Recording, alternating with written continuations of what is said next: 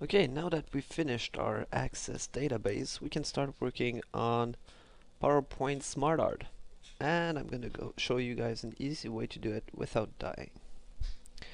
So first of all, you're going to want an empty slide. Here I wrote bosses already, but once you have an empty slide, you can easily click on this button here, insert a SmartArt graphic, and choose any one you want. I want to include pictures in mine, so I'm going to choose picture. I want this one in particular, so I'm going to click on it and select OK. Two boxes are going to appear. And if you click on the text plane, a small box here on the right will appear, on the left will appear, and it will allow you to modify the content inside. So if I click on the image icon here, I can choose from a file and select a picture I want, and it's going to automatically insert it here. And if I click on the text box beside, I can write the boss name. Same goes for the other picture.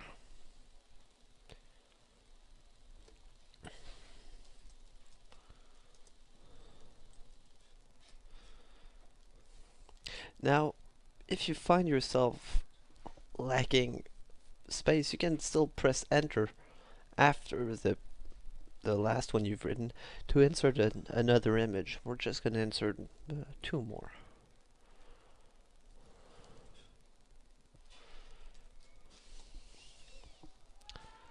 And one final one.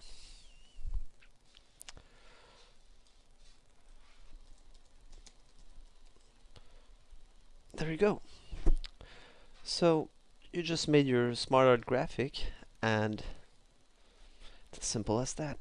In only a few clicks, you've written the names of the bosses and put a picture with them. So you can also modify how they look like by going into the design tab and selecting here in the SmartArt styles. You can put them however you want. So I'm just going to put them like so. I'm going to change the colors to something a bit more appropriate for the game. So you can really choose whatever color you want with regards to your theme. Like this is nice. You can also rearrange them by moving them up or down within the order. So since this is the last boss, I'll put him here. And since this is one of the first bosses, I'll try moving him closer. You can really do many things with this. It's a great tool. Okay, so the next thing I'm going to show you is going to be a table. So to do a table, you just click on the insert table right here, and you choose the amount of columns you want. So I'm going to put 4 here since I have 4 bosses in the previous one, and I'm going to put another 4. No, 3. So right here you can basically write down whatever you want, and you can modify it the way you want. So I had, you know what, I'm gonna put 5 instead, and 4 here. So the name, optional, location, and difficulty. So if you remember the order, there was the Taurus Demon,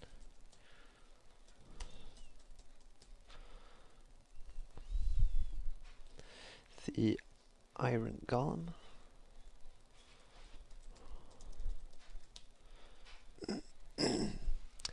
Sif, and Gwyn. So a nifty tool you can use is if you click on Home, and no, it's not Home.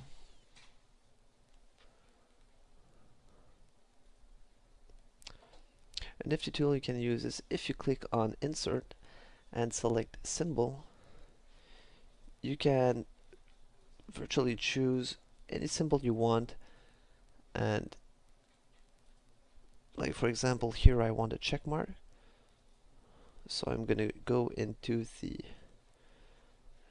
windings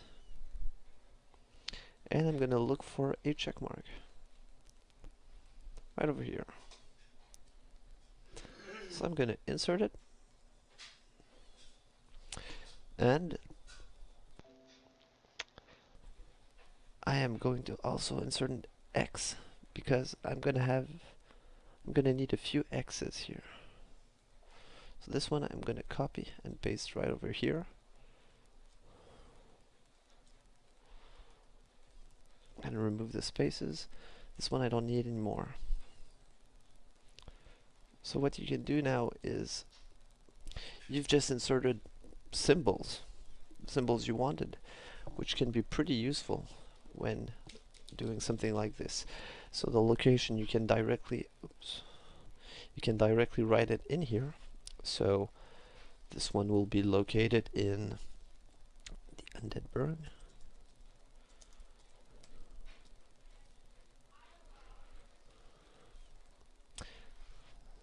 This one is in Sen's Fortress.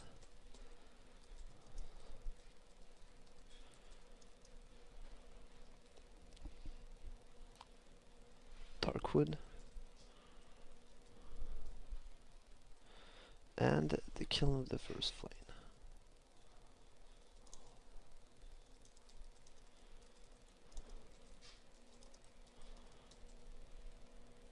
And here I can write difficulty by hand.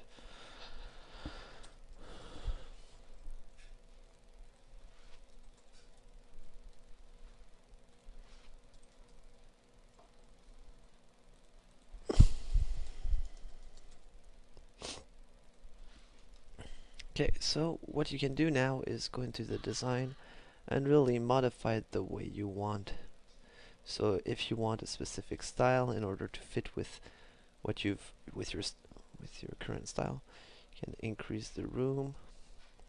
You can center everything in here.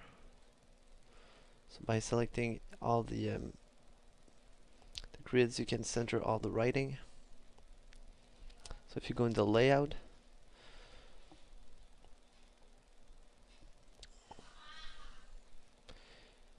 you can use this tool right over here to center it in the middle or center it from left to right. This I'm going to increase the size of it because it's too small for me. Like this. The name, location, and difficulty, I'll increase also the size.